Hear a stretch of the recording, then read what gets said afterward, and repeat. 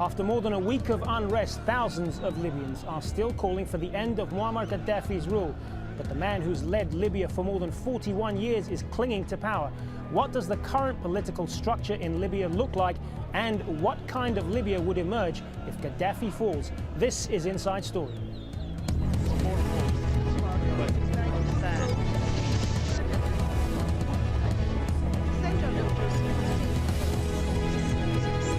Hello and welcome to the program. I'm Hazem Seeker. For the past 41 years, the Libyan leader Muammar Gaddafi has created his own style of rule, the so-called state of the masses, or Jamahiriya.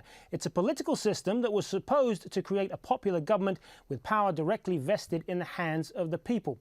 In 1990, Gaddafi was appointed supreme leader by the General People's Congress that he created in 1977. In 1992, Gaddafi fragmented the political structure by dividing Libya into 1,500 mahallat, or communes, each with its own budget and powers. In 2000, he abolished most central government executive functions, devolving responsibility to 26 councils that make up the General People's Congress, maintaining control over all facets of the regime. But the reality is that unlike in Tunisia or Egypt, Libya lacks the strong institutions that could help smooth a transition process. With Gaddafi's regime seemingly on its last legs in Libya, some form of leadership is taking place in the eastern part of the country. Well, joining us now to talk more about this are our three guests in London. Jeremy Keenan, North Africa security analyst and author of books on the Maghreb region, including The Dark Sahara, America's War on Terror in Africa. In Amman, Ahmed Attiga, a Libyan analyst. In Washington, D.C., Ibrahim Sahad, Secretary General for the National Front for the Salvation of Libya. Jeremy Keenan, if I could start with you. The Libyan state has essentially been built around one man, and there's no unifying force or figure to replace him. So is there a risk of a major power vacuum here should Gaddafi eventually fall? I think there will obviously be a power vacuum. That goes without saying, because in a sense Gaddafi and his family and his thugs and the institutions immediately close to him, his own Praetorian Guard, were in a sense the power. However, in answer to that question, I have huge faith in the Libyan people. I think if we look at Benghazi and what is happening there, and has happened in a very short period of time, street committees developing and giving all the appearances of the ability to run the situation in an extremely difficult situation, I have confidence, quite frankly, in the Libyan people themselves. One reason for that is that Libya, perhaps more than any other country in the region, has an extraordinary high level of education in a formal sense. There may not be jobs, there may not be positions there for them, but the Libyan people themselves have an extraordinary high level of knowledge, understanding, and skills and abilities. And I think we're seeing all of that coming to the fore very rapidly at the moment. And in spite of that vacuum, I think I have confidence that in the Libyan people themselves to manage that and hopefully fill it in. But there is also there could also way. be a scenario, couldn't there, that if Gaddafi himself is toppled, there could be remnants of his regime that will continue to resist because they have a vested interest in that, and there is a fear of the alternative here. It's basically a fight to the death for many of them. Absolutely. I mean, this is the big question at the moment.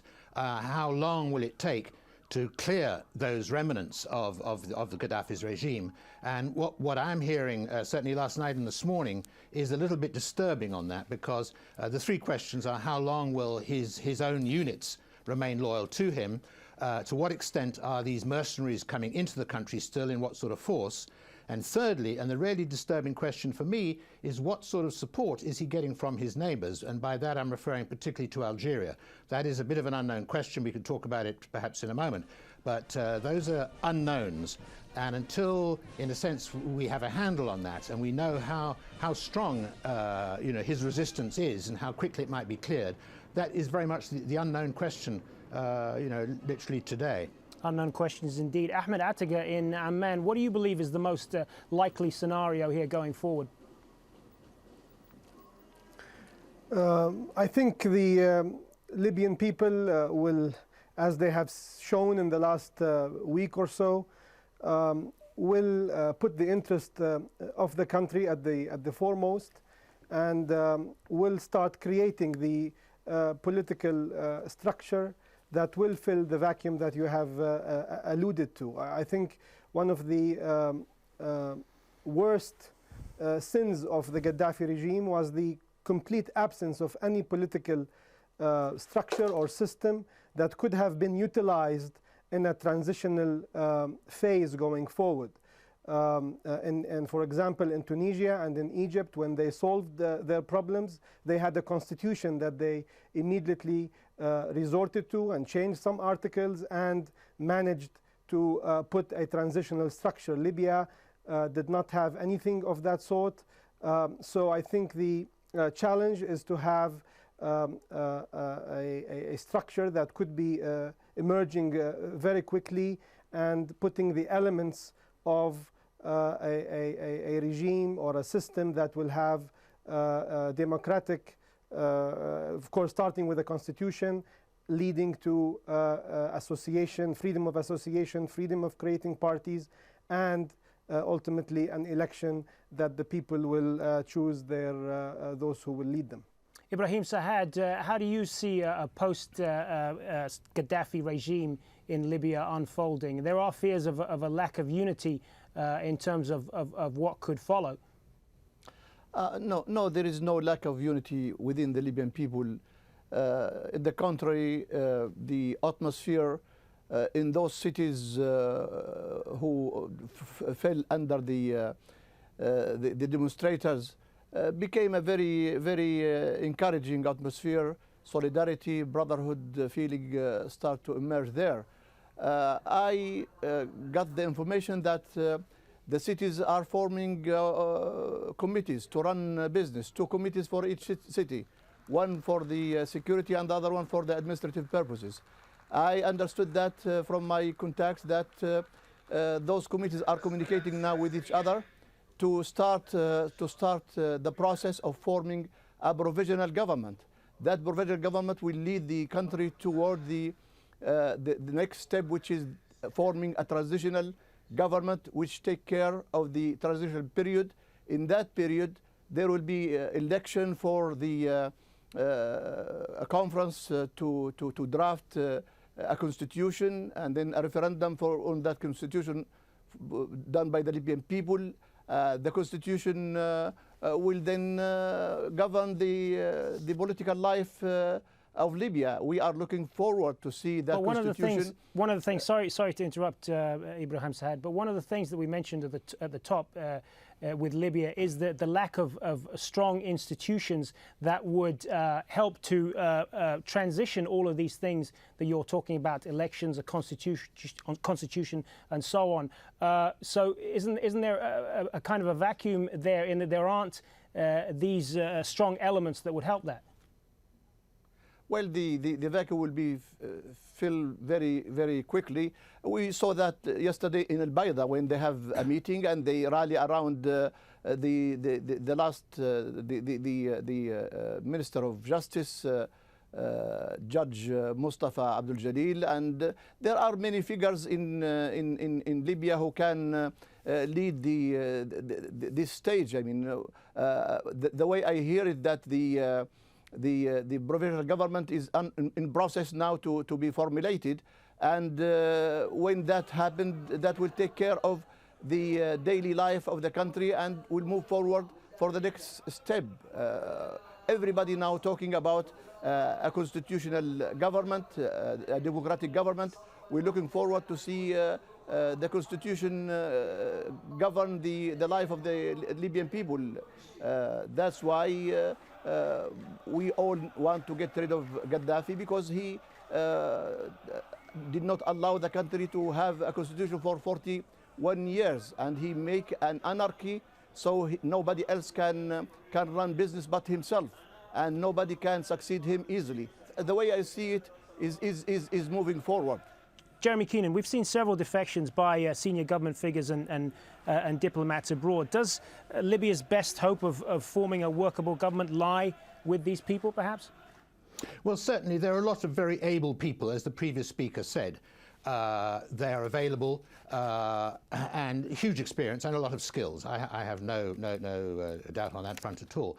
In fact, not having institutions in place may even be an advantage, because in a lot of these countries, the institutions that are there are corrupt and inefficient. So actually not having them, i.e. starting with a vacuum, may in fact lead to far more positive results and much quicker outcomes than actually having some vestigial institutions left in place. So, I mean, the other question is how many of these key people are still around Gaddafi? I mean, the strength, and the key question to me is, what is the strength of the support that is still around him? This is the unknown factor, and is it being reinforced by external forces, either in the region or from further afield? Until we have better knowledge of that, I think it's going to be difficult to see how quickly one can progress through the next stage, and that is the stage of getting rid of him altogether. Ahmed Attega, do you think the international community should do more to step up here? I think the international community should step up its efforts to first and foremost stop the bloodshed that's happening in Libya on the hands of this regime. I think the reaction of the international community so far has not been up to that task, and I hope that they will take much more decisive measures, including in the Security Council and other forums, to put an end to the bloodshed and to the massacre that the Libyan people have been going through. After that, I think the Libyan people, from all their facets and inside and outside Libya, will rise up to the challenge of leading their country to a much better future. And as I mentioned, and the other colleagues have mentioned, the elements of putting a political structure together should be in place. The challenge, however, is to have a coherent framework and a coherent strategy to put it in place as quickly as possible. Ibrahim Saad, what would you like to see the international community do more in this situation? Do you think they've done enough? Well, it didn't do enough. It was late in its reactions. We're looking forward for the Security Council meeting today to make sure that elements of solution there. One is to protect the civilians, and there are several ways to do that. One of them is no-fly zone, and that should be done as soon as possible and very quickly to prevent Gaddafi from using his air force and preventing Gaddafi from getting planes full with mercenaries from abroad. This is number one. And number two, the assets of Gaddafi family and his subordinate should be frozen immediately. That will not allow them to use these assets to fight the Libyan people. Now, we should have other element, which is to make those people who still are around Gaddafi start think twice of the wisdom to continue. There is no wisdom at all, but at least just to give them the direction that they should defect as soon as possible, and that by declaring that what's taking place in Libya is crimes against humanity, and everyone taking part of that crime should be stand trial for that. I think by doing that, that will make people start defecting more rates than what we've seen so far. Also, the Libyan people now in need for aids. I got reports from Benghazi, from even Tripoli, from every city, that there are very huge shortage in medical supplies, in medicines, even doctors, hospitals. All of that should be the task of the international community, to secure borders so these aids can go through, to secure harbors. Libya has 1,200 kilometers on the Mediterranean, and a lot of harbors could be used to receive these aids. So at the moment, we have to help, most urgent, to help protecting the civilians, to help putting Gaddafi's forces in standstill, could not be used to fight against Libyan people. These mercenaries are coming, until now are coming. We have information that neighboring countries still sending mercenaries, and some cargo planes were chartered and we know that that should be stopped immediately. Otherwise, the blood shed will continue. Let's turn again to what's happening inside Libya itself. And Jeremy Keenan, I want to put this to you. There's been some talk of the possibility of some form of breakaway government or independent type of government that could end up ruling the eastern part of the country. How likely do you think that is? I don't think it's very likely. I think Libyans want a unified state. People have always, particularly outsiders, have always emphasized the east and the west in Libya, and that is true. It's a fact of history, and it goes back a long way. But I think the experience that the Libyan people are going through at the moment is such that there's a tremendous force for unification in Italy, not in Italy, in Libya. And I don't really see Libyans themselves wanting to see that happen. But the government, sorry to interrupt, the government that replaces Gaddafi in Tripoli and the west of the country would surely have to be one that is agreeable with people in the east, given the historical differences between them. I think those differences are easily overcome. They're differences of history, they're differences in the past, and I think the present experience that people are going through is a huge unifying factor and a very positive factor, in a sense, in leading to that sort of unification of the country. And I'm very positive on that issue, I hope anyhow. Ahmed Atiga, what kind of implications would there be of a collapsed state in Libya for Europe? I mean, you were talking about oil supplies, illegal immigration is a major fear for Europeans, particularly in Libya. Well, let's hope that this Libya will not be a collapsed state going forward after the removal of this regime. I think we have been talking about the elements that ought to be in place to avoid such circumstances from happening. God forbid if it doesn't, then certainly the Libyan people first and foremost will pay the price for that. But I would not really predict that Libya will be a failed state in a way that will present dangers to its surrounding, be it in the region or Europe. I do want to agree with Mr. Jeremy in saying that the divisive elements that this regime have played out in the last few days, be it the role of the tribes or the division of the country, I think they were used for a purpose. I don't think that the Libyans will be divided in terms of east-west. Libya has always been united. The tribes are a social and a cultural setting, but they will not be a force for division. Libya has tribes just like any other country in this region, but they do not implicate or they should not be looked at as a divisive element in putting a structure going forward. So just to come back to your question, I hope that very quickly the elements of building a state again will be in place to avoid any danger that a failed state in Libya could present. What about the fears that many in Libya, basically the Gaddafi regime, are saying that a lot of this is coming from groups like Al-Qaeda and Islamist groups, that sort of thing? Is that, I mean, if that's, no, I think is there any truth to that? This was another, of course not. This was an element also that the regime has been using in the last few days to basically provoke fear, be it inside the country or outside. One should not look at a solution as to be either a radical Islamist or another form that is closer to the West. I think this revolution, be it in Libya or in the other countries that we have witnessed, are young people who want freedom, who want change, and who want to forge a new future for them. So and the Libyan people have not also been, and the culture and the society have not been known to be radical Islamists or any other kind of destructive forces in the society. The Libyans want to live freely in a democratic state and have their aspirations achieved.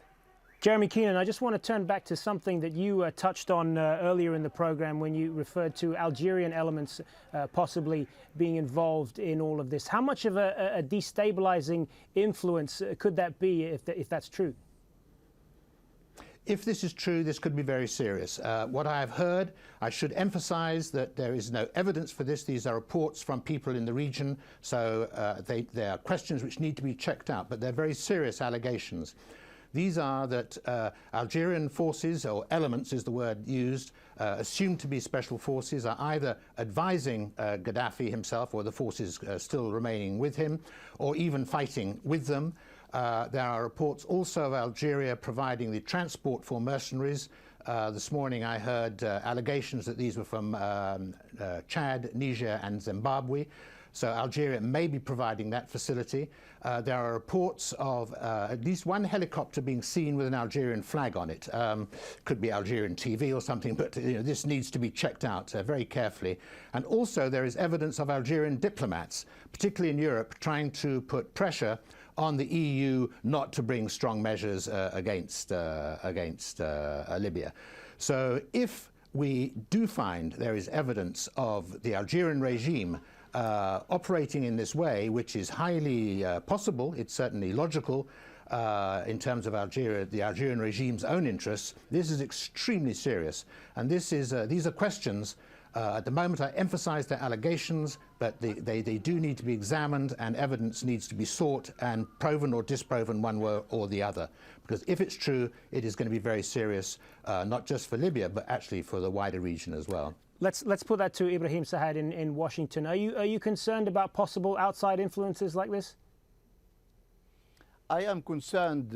We got information that yesterday there were 3 planes left in Jamina airport toward Libya, and those 3 planes carrying on them mercenaries. We have information also, and also as your previous guest have just said, that we have to prove this, but we got information that one of the subordinates of President Déby, his ex-Minister of Defense, taking part in this operation. We got information about some planes has been provided by neighboring country.